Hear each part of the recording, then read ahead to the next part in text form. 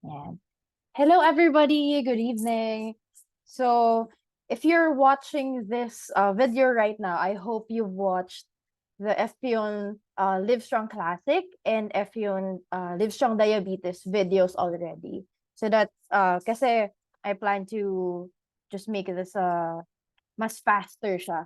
Also, different kasi yung Livestrong renal products. Why? Because yung classic, Livestrong Classic and Livestrong Diabetes, they are considered as lifestyle products. So lifestyle products and prevention products sila. So this one, kapag ka may renal disease ka na, medyo nasa ano ka na, medyo curative, palliative meaning kapag ka ano na lang, parang the doctors and allied health professionals are want to keep you comfortable na lang. Kasi baka hindi ka na curable. So, ganyan. So, yung mga sakit like diabetes and hypertension, I would say they are like intern, OJT level na diseases. And if hindi na ma-manage na maayos, they develop into what's the CEO of diseases?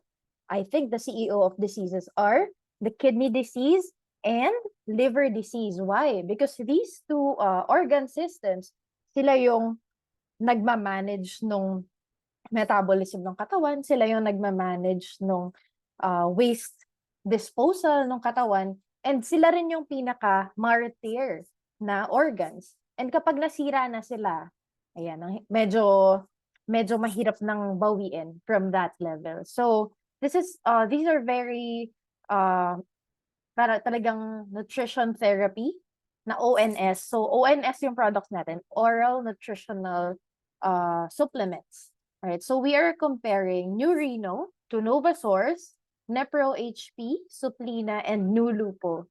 Okay? So, konti lang yung mga kidney renal products in the market. Why? May explain ko rin sa inyo further later, but sobrang, dahil nga CEO of diseases na itong renal or kidney disease, marami na din siyang kasama, marami na siyang na-recruit na mga other diseases. So for example, you have kidney disease and you also have gout, or you also have diabetes, or you also have hypertension, or you also have dyslipidemia.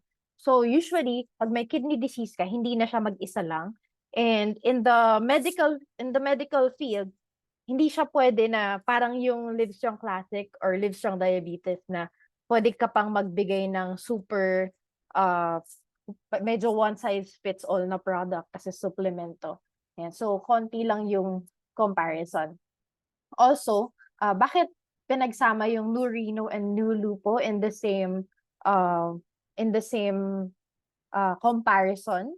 Kasi depende dun sa doctor, depende sa progression ng disease, na mamimili siya.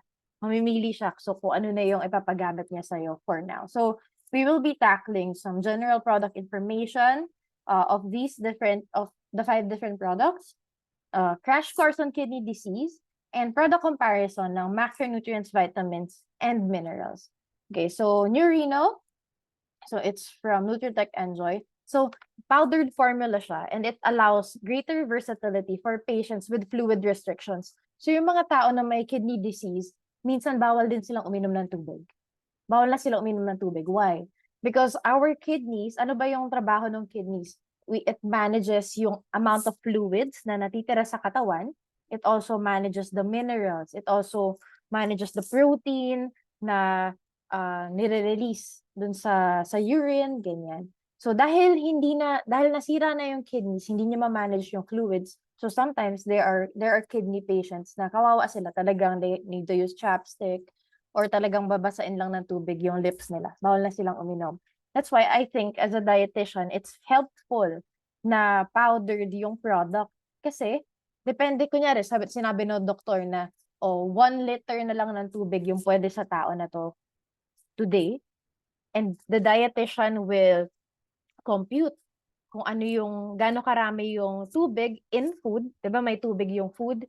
And now you can compute as well gaano karaming tubig yung gagamitin mo to dilute this product, 'di ba? Compared to those products na binigay nila sa'yo na present in the market na liquid format.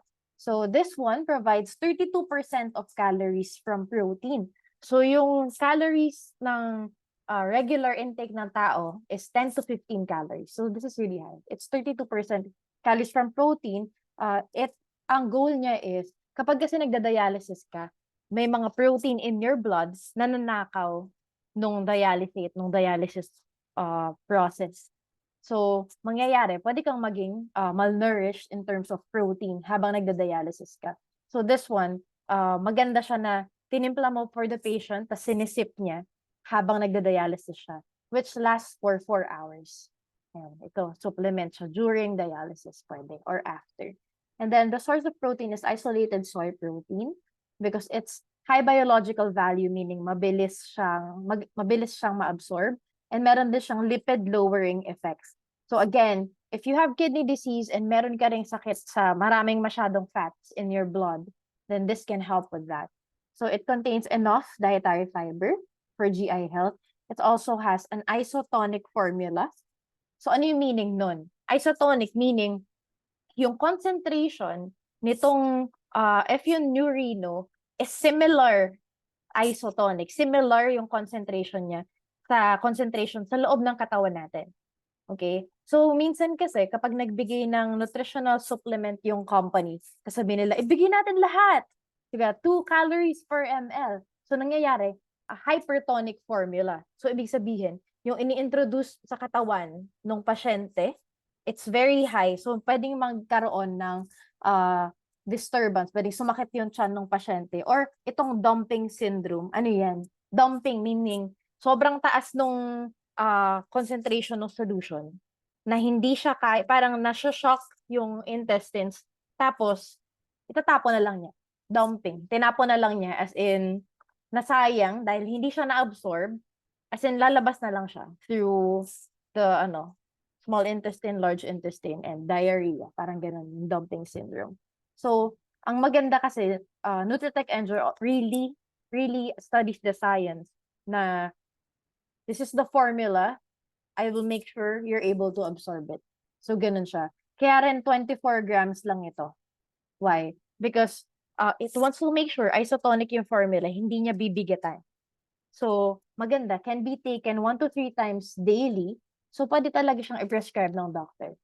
Parang like how a doctor can prescribe paracetamol or antibiotic, pwede niyang i-prescribe sa patient na, okay, what does the patient eat? Okay, kung yan lang yung kinakain niya, FU-Neurino 4 times a day sa mga oras nito. Si Mitch nag-raise ng hand.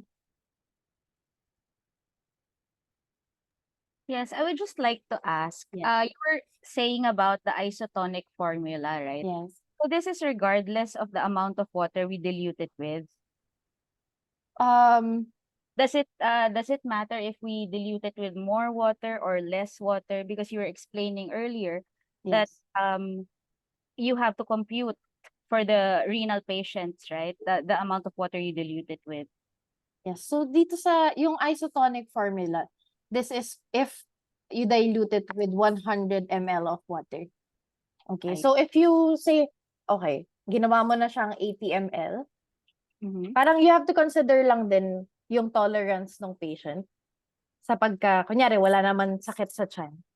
Pero, parang pwede mo i-try. O, sige, bigyan mo ng 100 ml plus ditong 24 grams powder. Kung kaya niya sa 80 ml lang na water, na dilution, kung kaya niya sa 60, kung kaya niya sa 50 ml dilution, tas hindi nagda-dumping syndrome, you can do that. Why? Because for patients na may kidney disease, hindi sila masyadong pwedeng uminom ng tubig. Kasi mangyayari, mamamanas sila. So, say, pag binigyan mo sila ng FU-Neurino, tas kaya nilang i-tolerate without dumping na less diluted, then that means the patient can be given water, as in water lang. As in, ano yun, pagka may sakit ka na ganun, parang sobrang, bawal po kayo uminom 50 ml lang, di ba? Parang hindi pa yan bumaba sa lalamunan. So yeah, but the isotonic, it's based on the 100 ml plus 24 grams. Thank you for the question. Ayan. So can be taken 1 to 3 times daily. And this one, it's clinically proven, hindi lang studied, to improve hyperlipidemia sa mga patients with both renal disease and dysfunction sa fats nila sa body. Okay. Ayan. So Novasource is from Nestle. So kita nyo, 2 calories per ml. So ito, hypertonic solution talaga siya. So it's also so yung Nurino, Novasource, and then yung sumunod, yung Nepro HP, they are for patients na nagda-dialysis. Kaya silang tatlo, medyo mas mataas yung protein content nila. Okay. So provides, kung kanina si Nurino, 32%, ito, 19% calories from protein. It's calorically dense for patients who require fluid restriction, but then yun nga, yung risk is yung dumping naman. Then optimized electrolyte content and nutritionally complete formula for pwedeng tube feeding, like yung F-yung Livestrong products and oral supplementation. Nepro HP, it's from Abbott. And again, HP is higher protein. So this one, 17.82 grams per 220 ml. We'll discuss later kung ilan percent yan. So high in protein. And it mentions din yung vitamins, minerals, low potassium, ganyan. Rich in calories. 1.8 calories per ml naman din siya. And sa marketing niya, sinasabi niya na contains monounsaturated fatty acids, yung mga ganyan. But i-explain ko sa inyo later, ano ba talaga yung concerns sa renal diet? Bakit secondary na lang itong mga yan? 28 vitamins, yung mga MUPA. Okay, so ano ba yung priority? And then Suplina, it's Suplina and New Lupo, sila na yung for people with kidney disease not on dialysis. Not on dialysis. So ito, wala, dahil they're not on dialysis, hindi ka naman magbibigay ng protein. Bababaan mo lang yung pagbigay mo ng protein because too much protein sa diet ng hindi nagda-dialysis nagko-contribute sa pagkasira ng kidneys. Okay, but this one, it's still 1.8 calories pa rin siya per ml. Okay, so both of the F-yun Livestrong products for renal disease are just parang ano lang, 1 calorie per ml lang. 1:1 siya. Kasi gusto nga niya isotonic solution. Okay. So si Suplina, 10% energy, 10% calories from protein. Yeah. So carbohydrate blend. So meaning yung ratio daw ng carbohydrate niya to fat is for people with diabetes. And meron din daw siyang fiber, vitamin and minerals, gluten-free, kosher, halal nakalagay. And then sa New Lupo naman, so oral nutrition supplement for non-dialyzed people. So same, powdered formula allows for greater versatility. So if you want to give patients water na pure water, and kung tolerated niya na mas malapot yung dilution, you can do that. Okay. So a high calorie supplement na hindi nagbibigay ng extra protein. So moderate fat, 37% yung fat niya. Carbohydrate is 61%. So yung normal diet, 10 to 30% yung fat. Sa normal diet ng normal na tao. 10 to 30% yung fat. 50 to 70% yung carbs. Tas 10 to 15% yung protein. Ganun nilalaro yun pag gumagawa ng meal plan.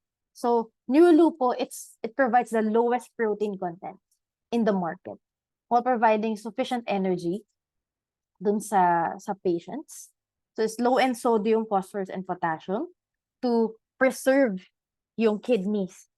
Kasi pag kidneys yung nasira, hindi na siya nare-regenerate. Kailangan mo lang pabagalin yung pagkasira niya.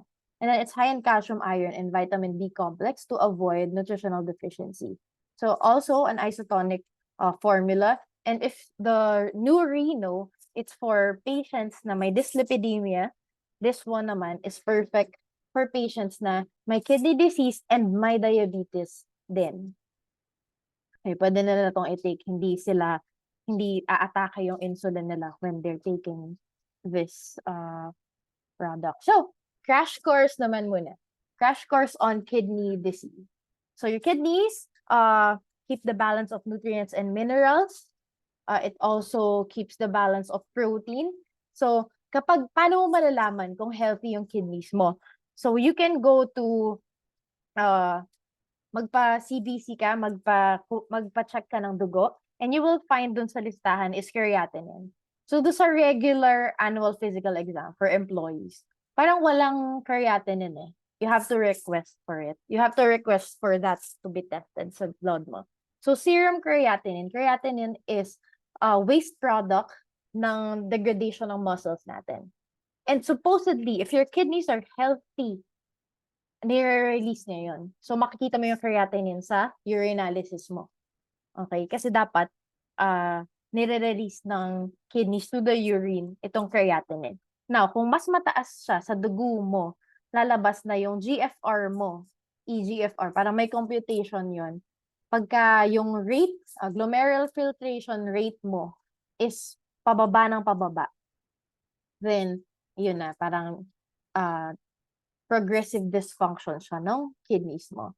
Okay, so ito important. There's not only one correct eating plan for everyone with kidney disease.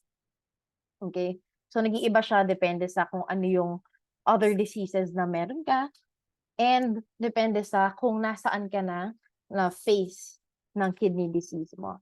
Okay, so if you're following an eating plan for diabetes or heart disease, tuloy pa rin yun, hindi siya mag-iiba, madadagdagan lang ng restriction. So as a dietitian, ito yung pinaka-ayoko, magkaroon ako ng ganitong sakit. Why? Because if you have diabetes, i-watch mo na yung carbs mo. Diba? If you have heart disease and also sa diabetes, i-watch mo yung fat intake mo. And then, kapag may kidney disease ka, i-watch mo naman yung protein intake mo. So, ano na yung kakainin mo? Ang dami pang ibang i-watch, pati mga minerals, pati fluid intake. So, we'll see it later. So, stages of kidney disease, ito yung 5 stages niya. Ayan. So, merong calculator, GFR calculator online. So, if you have your serum creatinine, pwedeng mong i-input doon yung serum creatinine mo, your age, your height, your weight. And then, makukuha mo yung eGFR mo. And then, if it's 90 or above, then that's normal. And then, pababa na lang siya ng pababa. And what I hate about kidney disease is, sasakit lang yung likod mo pagka nasa ano ka na, 3B. Yan, sa 30 to 44%. Sa 40% kidney function, doon lang sasakit yung kidneys mo. Like, you will feel it as a lower back pain, and then tsaka ka magpapacheck sa doctor, and yun, meron ka na palang kidney disease. So, that is less than 50%. Kaya nga, if we're big on prevention, talagang let's promote yung classic and diabetes. Because pag umabot ka na dito, kita nyo, parang salvaging job na lang siya. Kasi 40% that's less than 50%. So, ibig sabihin, if nasa 3B ka na stage at 45 years old, and you wanna live until 80, 85, para makita mo yung apo mo, or pangarap mo makita yung great grandkids mo. So, ibig sabihin, if na 3B ka at 45, ibig sabihin yung kidney function mo na 30% na natitira, i-extend mo yun. 'Di ba? For the next 40 to 50 years. That is what renal disease intervention is. Pinapahaba mo lang siya. Okay? And then pag umabot na siya sa 4, nagpapalista na yan sa kidney donor, kidney transplant. Sa Singapore, pupunta na sa US para ipila dun sa kidney transplant. Kidney failure, ayan, hindi na talaga siya gumagana. Okay? So, why is good nutrition important for people with kidney disease? So, it's really just to keep you comfortable. Why? Yung mga tao na may kidney disease, hindi nila nalalabas yung mga waste products, hindi nila nalalabas yung mga excess nutrients. So, makikita mo talaga sa balat nila, nag-gray. Kasi nagiging metallic yung color, nagiging darker and duller. Why? Kasi bumibigat yung dugo. So, yung regular na itsura dapat natin medyo mapula-pula. Why? Because our red blood cells carry oxygen. However, for people with kidney disease, buhat ng dugo nila yung dumi ng katawan. Okay? So, good nutrition helps with providing energy, preventing infection.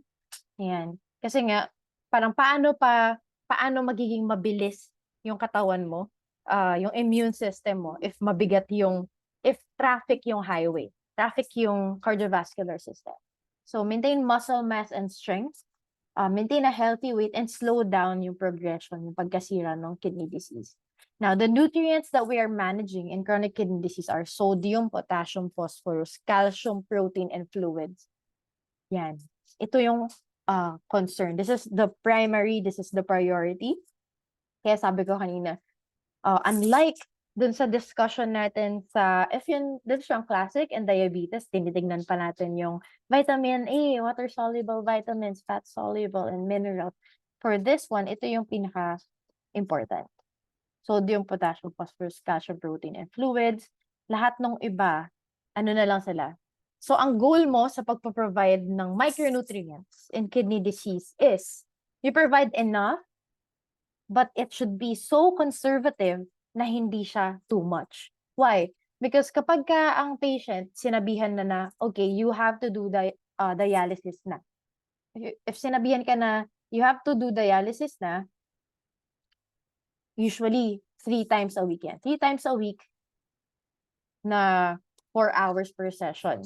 Now, if kunyari, gumagamit siya ng Novosource, kunyari gumagamit siya ng mga sobrang daming binibigay na minerals, na supplement, and sinabihan ng doctor na, hala, baka kailangan mo ng dalasan pa yung dialysis. Or hindi ka nagda-dialysis, pero gumagamit ka ng medyo mataas na minerals na nutritional supplement. Hindi ka nagda-dialysis, biglang pinag-dialysis ka na. Naging 4 times a week, naging 5 times a week. Then that is what we don't want. Why? Kasi sobrang affected yung living conditions. Imagine mo yon, parang, okay, you're 50, you're 60, and then, dadalhin mo yung anak mo or you have a nurse, that's 4 times a week, 4 hours per day, per session, nakaupo ka lang sa isang machine. So, yun yung ayaw natin mangyari sa patients natin. So, kung kayang to put yung dialysis to a minimum, kung twice a week and 3 times a week lang, kaya natin yun gawin. That is why we are providing these kinds of products and these kinds of nutrition intervention. So, ano naman yung hemodialysis? So, blood dialysis. So, the blood is being cleaned. Okay? So, kunyari, yung dugo mo before dialysis is sobrang bigat, sobrang daming dumi. And pag kinonect ka na sa dialysis machine, merong other solution na dahil sa sobrang baba ng concentration niya, lumilipat lang doon through osmosis. Lumilipat doon yung mga gusto mong tanggalin. Okay? And then pag alis mo sa dialysis center, maaliwalas na ulit yung itsura mo, nag-glow na ulit yung skin mo, ganyan. And then, after 2 days, balik ka ulit to do that. Or after 3 days. Ayan. So, do patients need to be on a special diet? So, during dialysis, yes. Kasi nananakaw nga nung dialysate yung protein na kinakain natin. Okay. So, increase their protein intake, pero babaan yung intake ng potassium, phosphorus, sodium. Para nga, hindi ganun kadalas yung kailangan mong pagbalik mo sa seat na yan, sa upuan na yan.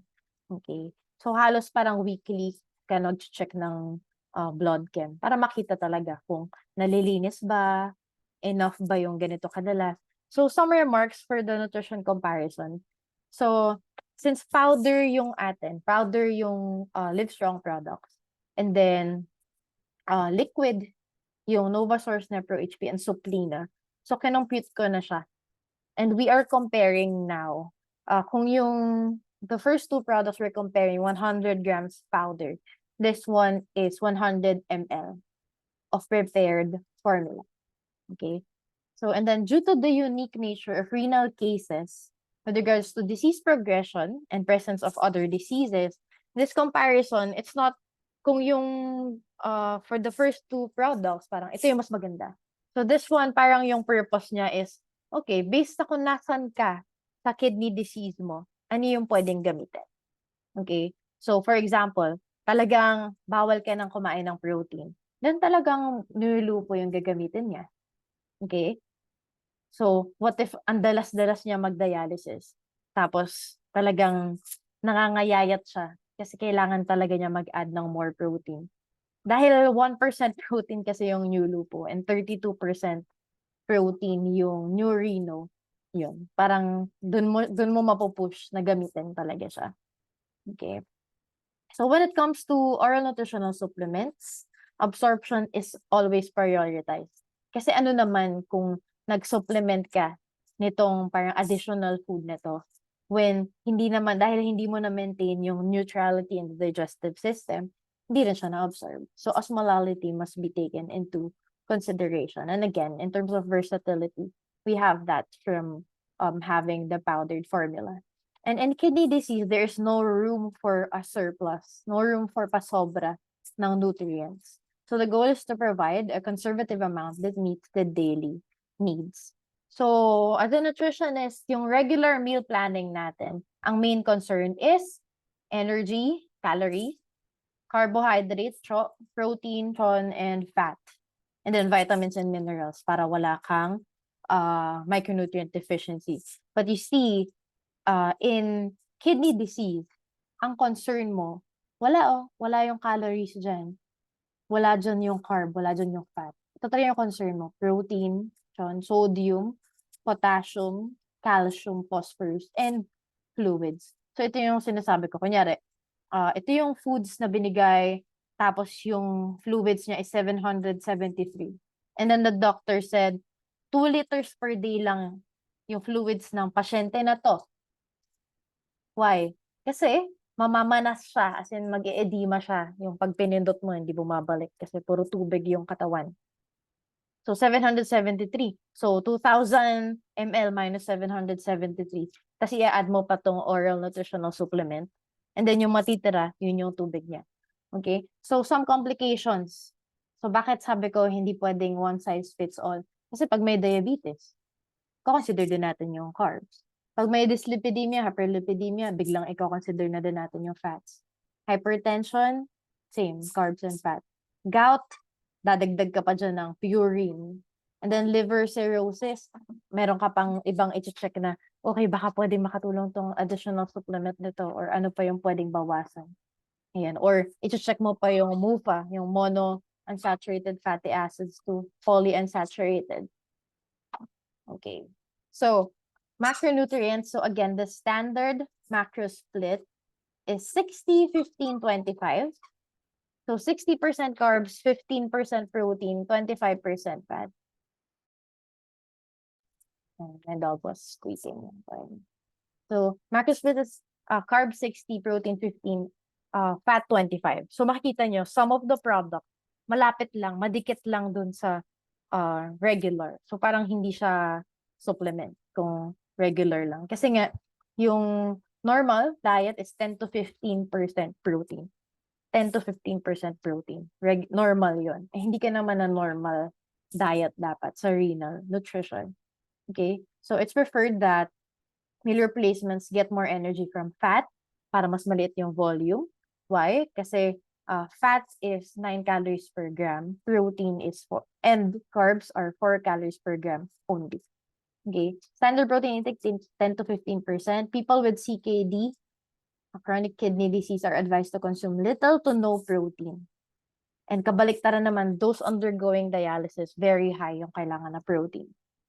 Okay. A higher fiber content might cause some discomfort and bloating to some patients, especially those who are bedridden. Kung hindi din super taas ng fiber, sakto lang. Okay. So, alright. So, ang gagawin ko, pinagsama-sama ko na ito yung mga concern natin. Yung mga concern natin na nutrients dito sa first part. Because para dadaanan na lang natin later on yung sa mga fat-soluble vitamins, water-soluble vitamins. Because again, hindi naman talaga sila ganun ka-important. Hindi sila talaga priority. Ito talaga yung tinitignan when comparing these products. Okay, so yung serving size ng Nurino is 24 grams powder, Novasource Nepro HP, Suplina are all 237 ml. And then Nulupo, 45 grams powder. Protein per serving, 8.4 grams in Nurino, Novasource 21.6, Nepro HP 19 grams. Hindi ito yung 100 ml. Ito lang yung as in yung per serving na pag binili mo sa market, ito yung gano'ng kadami.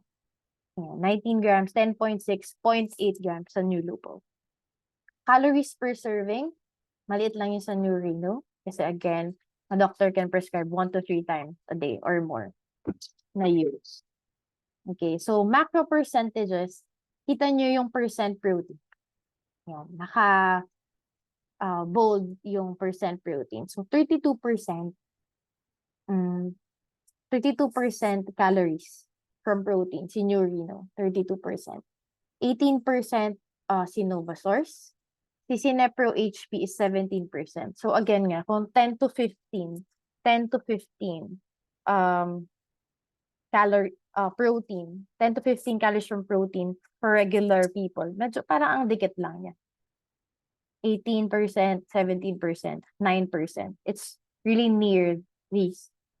So kung maghahanap ako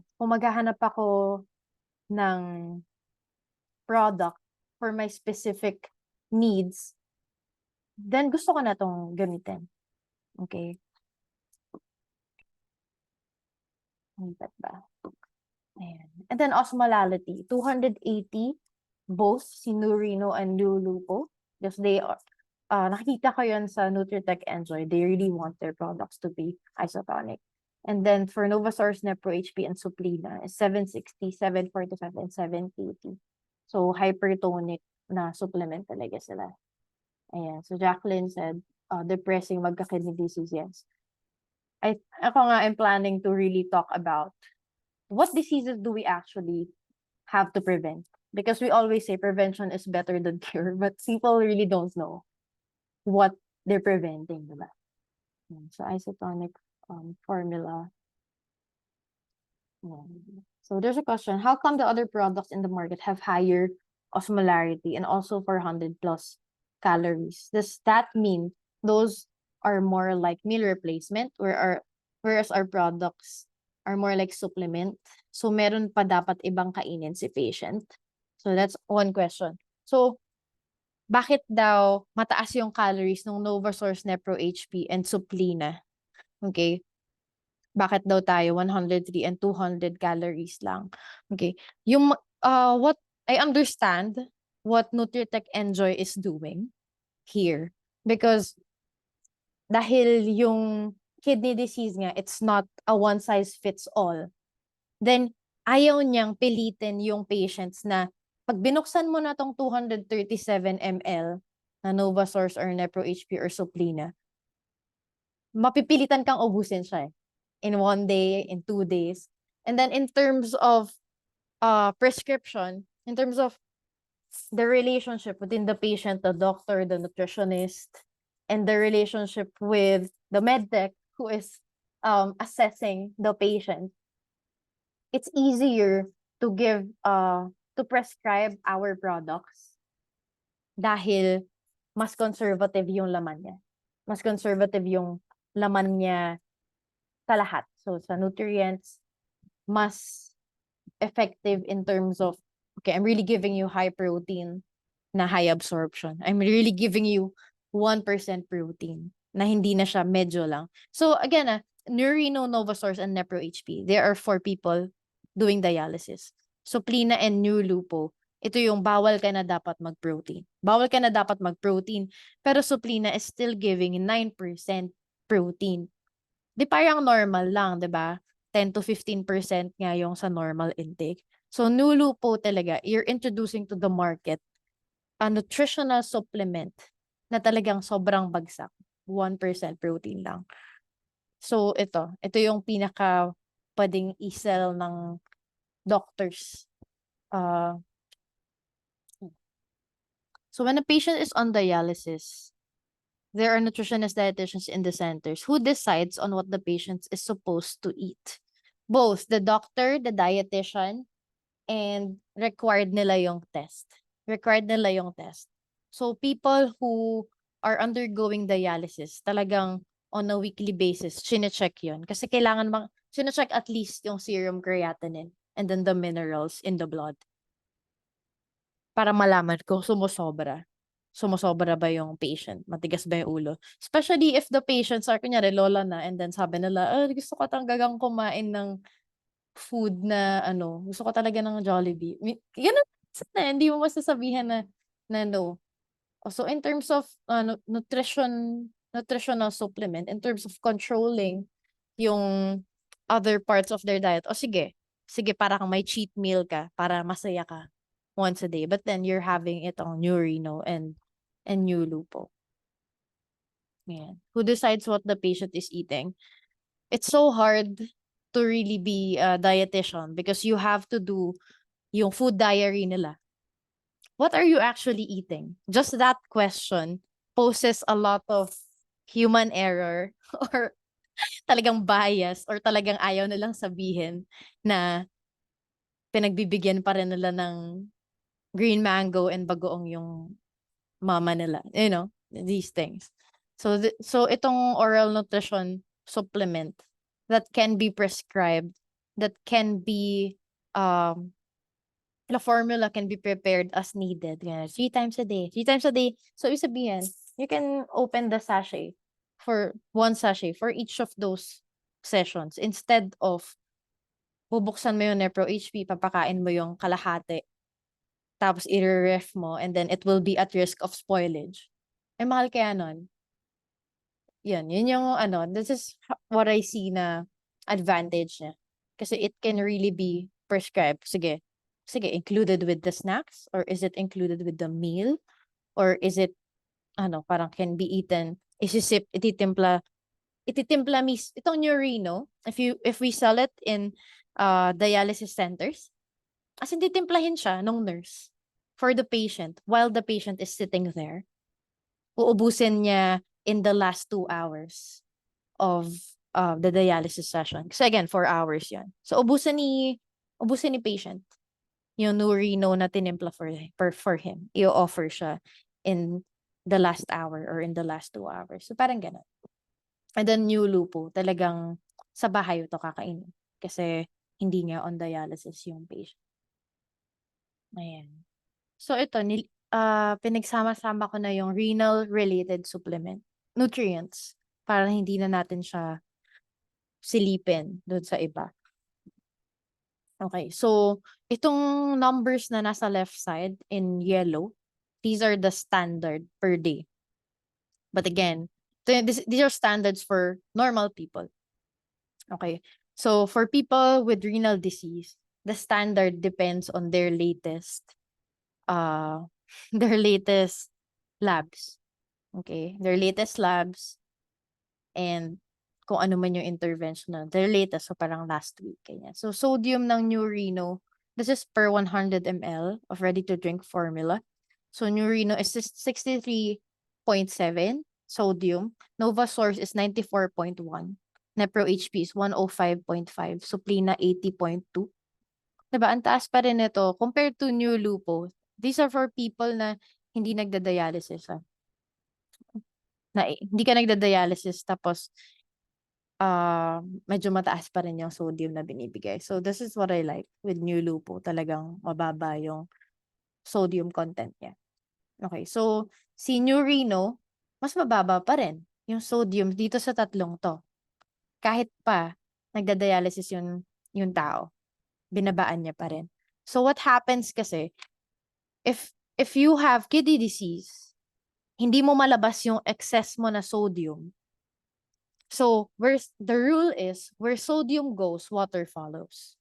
Where sodium goes, water follows. So, if you eat something na mataas yung sodium niya, tas hindi mo mailabas kasi sira yung kidneys mo, then mamamanas ka talaga. Tataas yung blood pressure mo. Tataas yung blood pressure mo. Why? So, you have sodium in your body, it will keep the water in your body, in your blood, then your heart is enlarging. So in kidney disease, nag-enlarge yung puso kasi consistently mataas yung blood volume and mataas yung blood pressure. So if, for example, your heart, parang kang buntis forever na mas marami talagang dugo na tumatakbo sa katawan mo. Okay, so kung usually between 3 to 4 liters lang yung pinapump, nagiging 4, 5, 6 liters. So talagang lumalaki yung puso to accommodate that. And if nag-intervene tayo to control the sodium, then we are being nicer to the heart, to the cardiovascular system. Itong potassium naman, so, ayan. So what happens with, so yung potassium, it's needed for muscle contraction. Di ba may muscles tayo na voluntary, inuutusan natin gumalaw. And then may muscles tayo na involuntary. Most importantly is the heart. Involuntary muscle siya. Okay? Now, potassium is interested in muscle contraction. Pag too much yung potassium sa katawan, then nagkakaroon ka ng magsi-speed up yung heart, bibilis yung tibok niya. Kasi para siyang may spasms, tas minsan hindi na siya kontrolado. Yun yung na pwede kang magkaroon ng um, infarction. As in, magka-heart attack dahil sa taas ng potassium in your body. So, kung binabaan yung sodium, this is really even lower. Okay, 27.4, Novascoros is 81.9, 94.9, 105.5, New Lupo 37.9. So, parang magka-level yung sodium and potassium. Okay, and then for calcium, 47 milligrams, so si Nurino, Novasource 72.2, 105.5 si Nepro HP, so Plina 105.5 and 60. Tapos si phosphorus naman, kailangan siyang babaan.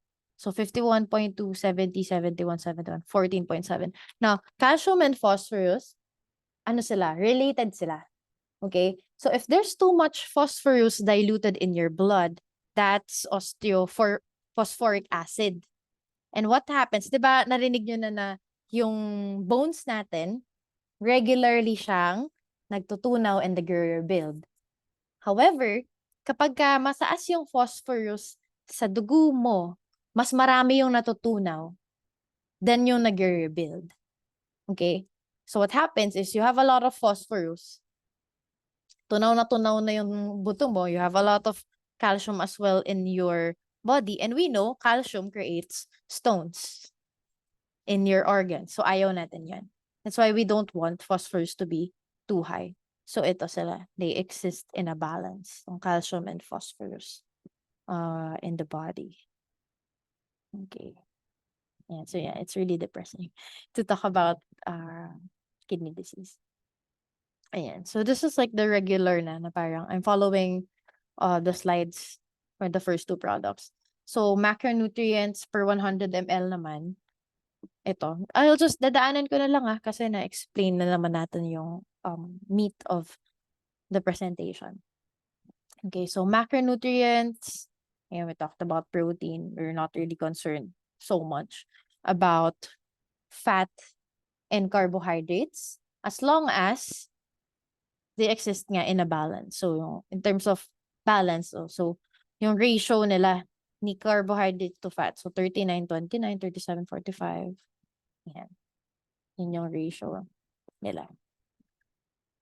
Okay.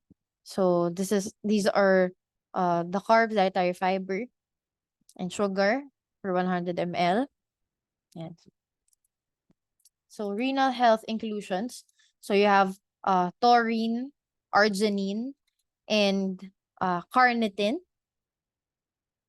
Ayan. They help slow yung pagkasira ng kidneys.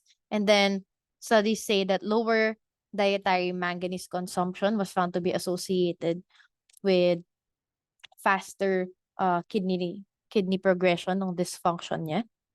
And then, as well as folic acid. So, in kidney disease, tumataas yung homocysteine levels natin. So, ano yung homocysteine levels? This is a type of protein na sinusugatan niya yung walls ng cardiovascular system natin. And, di ba, kapag ka nagda-dialysis ka, so kapag ka may hypertension ka, mataas na yung blood pressure, tapos kung mataas din yung homocysteine, susugatan na talaga siya. Also, doing dialysis, na there's a machine that inuutusan yung cardiovascular system to work harder, and kidney disease increases the levels of this. And ayaw natin yun. So, folic acid supplementation helps reduce that. So, ayan, these are the additional nutrients. So, makikita nyo, because taurine, arginine, and carnitine are all amino acids, meaning protein sila. They do not exist sa new lupo. So again, kasi we are really into not giving you too much protein. Siya lang yung ganun kababa, 1% protein in the market. So taurine 6.1, 0.4, and 8.2. And then manganese, ayan, you see new lupo for patients not on dialysis. Ayan, mataas yung manganese content niya. And then folic acid content. So some vitamins and minerals, again, conservative nga. So what if yung Livestrong is doing? Conservative yung binibigay natin. Let's just really focus on what the patient needs para maayos yung condition niya. So folic acid 47.4 and 22.4 sa new lupo. Ayan, so I can end the recording here because for the other vitamins, you will see na, ayan, conservative nga si Nurino, New Lupo. While the products of the other companies, tinataasan pa rin talaga nila. Ayan. Conservative, Nurino, New Lupo. Always higher sila Novasource na per HPCP. This contributes to the higher osmolality then. Dahil ito parang, they're still trying to give you a lot of the micronutrients. Bumibigat din yung concentration ng formula. And Nurino, New Lupo, kita nyo, dito lang talaga bumawi dun sa kailangan lang talaga, yung mga nutrients that are really concerned with renal disease, dun niya tinataasan. But the rest, conservative. And so for minerals, ayan, we are always lower. We're always, if yun Livestrong, it's always giving you the conservative lower amount compared to the three in the middle. Ayan, for trace minerals, and sa manganese lang tayo mataas dito for new lupo. Selenium, chromium, molybdenum, those are our trace minerals as well. And see, conservative, and then Novasource 12.1, 5.9, 5.2, 5.3. And so, again, so that's what's interesting about this product. Sobrang iba ng discussion niya compared to Livestrong Classic and Livestrong Diabetes. So yeah, I will stop recording here.